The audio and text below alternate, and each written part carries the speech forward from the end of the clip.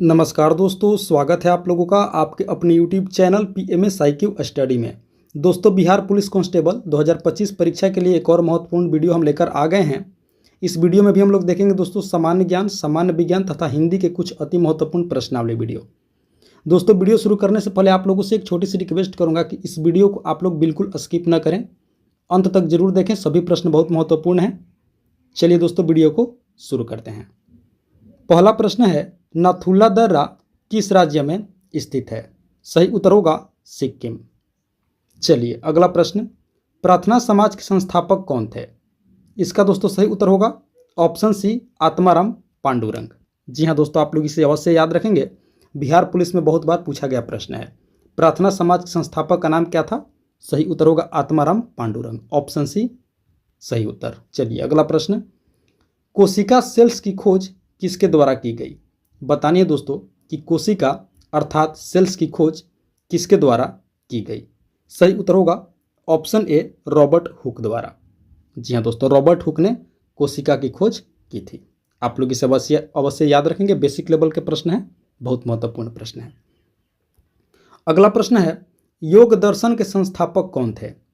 बतानी है दोस्तों कि योग दर्शन के संस्थापक कौन थे? सही उत्तर होगा पतंजलि। चलिए अगला प्रश्न, चौसा की लड़ाई में शेर शाह ने किसको हराया था? दोस्तों बहुत महत्वपूर्ण प्रश्न है, बतानी है कि चौसा की लड़ाई में शेर शाह ने किसको हराया था? सही उत्तर होगा ऑप्शन डी, हुमायूं को। जी हाँ दोस्तों, आप लोग इसे अवश्य याद रखेंगे। चौसा की लड़ाई 25 जून 1539 ईस्वी को हुआ था। ये लड़ाई दोस्तों शेर शाह और हुमायूं के बीच हुआ था। इसमें शेर शाह ने हुमायूं को हराया था। सही उत्तर होगा ऑप्शन डी। चलिए अगला प्रश्न, द्वितीय बौद्ध परिषद कहाँ हुआ था? सही उत्तर होगा ऑप्शन बी, वैशाली। चलिए अगला प्रश्न, समुराई योद्धा वर्ग है? दोस्तों इसका सही उत्तर होगा ऑप्शन सी, जापान में। जी हाँ दोस्तों, समुराई योद्धा होते हैं वो जापान में होते हैं। चलिए अगला प्रश्न, पेनिसिलिन के जैव प्रतिरोध गुणधर्मों की खोज की गई। बतानी है कि पेनिसिलिन के जैव प्रतिरोध गुणधर्मों की खोज किनके द्वारा की गई? सही उत्तर होगा ऑप्शन सी, अलेक्जेंडर फ्लेमिंग द्वारा। जी हाँ दोस्तों, पेनिसिलिन के जैव प्रतिरोध गुणधर्मों की खोज किनके द्वारा की गई थी? ऑप्शन सी, अलेक्जेंडर फ्लेमिंग के द्वारा। चलिए अगला प्रश्न देखते हैं। अगला प्रश्न है दोस्तों, बरसात बिल्कुल न होना कहलाता है? दोस्तों बतानी है कि बरसात बिल्कुल न होना क्या कहलाता है, अर्थात सूखा या अकाल जिसे बोला जाता है। इसका सही उत्तर होगा ऑप्शन ए, अनावृष्टि। जी हाँ दोस्तों, बरसात बिल्कुल ना होना, सूखा को या अकाल को अनावृष्टि कहा जाता है।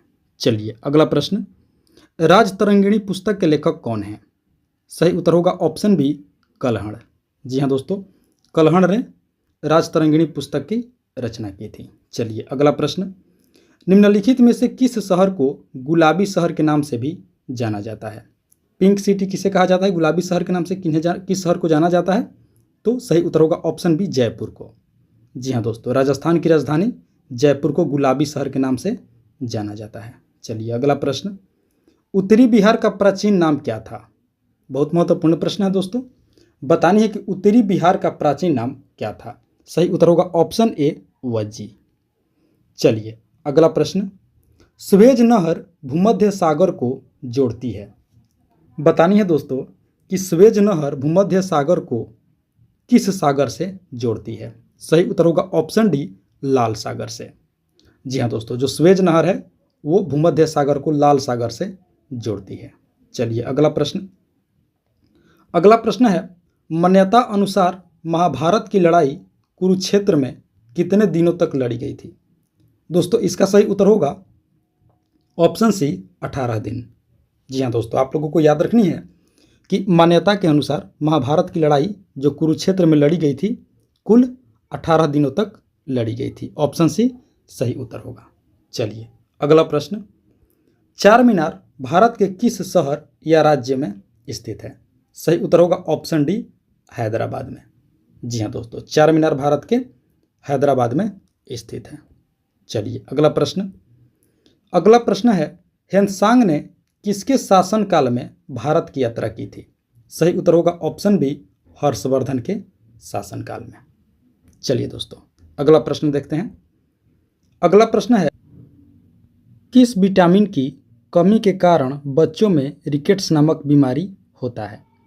सही उत्तर होगा ऑप्शन डी, विटामिन डी। जी हाँ दोस्तों, विटामिन डी के कमी के कारण बच्चों में रिकेट्स नामक बीमारी होता है। आप लोग इसे अवश्य याद रखेंगे। चलिए अगला प्रश्न देखते हैं। अगला प्रश्न है, निम्नलिखित में से कौन सा हार्डवेयर का उदाहरण नहीं है? सही उत्तर होगा ऑप्शन डी, माइक्रोसॉफ्ट एक्सेल। जी हाँ दोस्तों, माइक्रोसॉफ्ट एक्सेल एक सॉफ्टवेयर है, एप्लीकेशन सॉफ्टवेयर है जो माइक्रोसॉफ्ट के द्वारा डेवलप है, एक्सेल। चलिए अगला प्रश्न, हेमेटाइट निम्नलिखित में से किसका अयस्क है? सही उत्तर होगा ऑप्शन ए, लोहा का। जी हाँ दोस्तों, लोहा हेमेटाइट से प्राप्त किया जाता है। हेमेटाइट लोहा का अयस्क है। ऑप्शन ए सही उत्तर होगा। चलिए अगला प्रश्न देखते हैं। अगला प्रश्न है, न्यूटन के पहले सिद्धांत को यह भी कहते हैं। बतानी है दोस्तों कि न्यूटन्स के फर्स्ट लॉ यानी कि न्यूटन के पहले नियम को और क्या कहा जाता है? सही उत्तर होगा ऑप्शन बी, जड़ता का सिद्धांत। जी हाँ दोस्तों, न्यूटन के पहले नियम को जड़त्व का नियम या जड़ता का सिद्धांत भी कहा जाता है। आप लोग इसे अवश्य याद रखेंगे, बहुत महत्वपूर्ण प्रश्न है। चलिए अगला प्रश्न, मैरी कॉम संबंधित हैं। बतानी है दोस्तों कि मैरी कॉम का संबंध निम्नलिखित में से किससे है? तो सही उत्तर होगा ऑप्शन बी, बॉक्सिंग से। जी हाँ दोस्तों, मैरी कॉम एक क्या है? बॉक्सिंग से संबंधित है, मुक्केबाजी से संबंधित है। आप लोग इसे अवश्य याद रखेंगे। तो दोस्तों, ये थी हमारी आज की बिहार पुलिस कांस्टेबल 2025 परीक्षा के लिए अति महत्वपूर्ण प्रश्नावली वीडियो। आशा करते हैं वीडियो को आप लोग अंत तक जरूर देखे होंगे, सभी प्रश्नों को अच्छे से समझे होंगे। दोस्तों, वीडियो को एक लाइक कर दीजिए और वीडियो को एक लाइक करने के साथ साथ अगर आप PMS IQ study YouTube channel पर नए हैं तो चैनल को सब्सक्राइब करके बेल नोटिफिकेशन ऑन कर लीजिए, इसी तरह का मोस्ट इंपॉर्टेंट टॉपिक वीडियो हर दिन देखने के लिए। मिलते हैं एक और मोस्ट इंपॉर्टेंट टॉपिक वीडियो लेकर के, तब तक के लिए आप सभी का बहुत बहुत धन्यवाद। जय हिंद दोस्तों।